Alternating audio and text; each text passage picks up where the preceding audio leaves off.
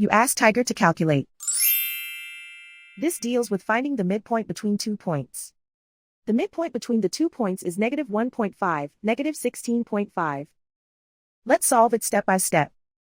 Plot the 2 points and calculate the midpoint using the formula. The coordinates of point 1 are x1 equals 8, y1 equals -16.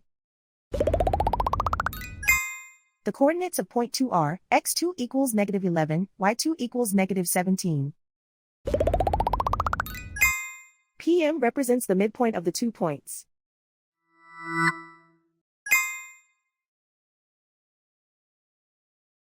Use the x values in the midpoint formula to find the midpoints x. x1 equals 8.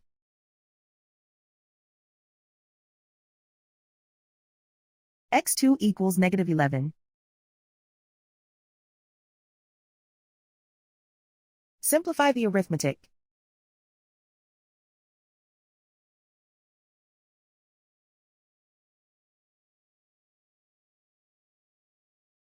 Use the y values in the midpoint formula to find the midpoints y. y1 equals -16. y2 equals -17. Simplify the arithmetic.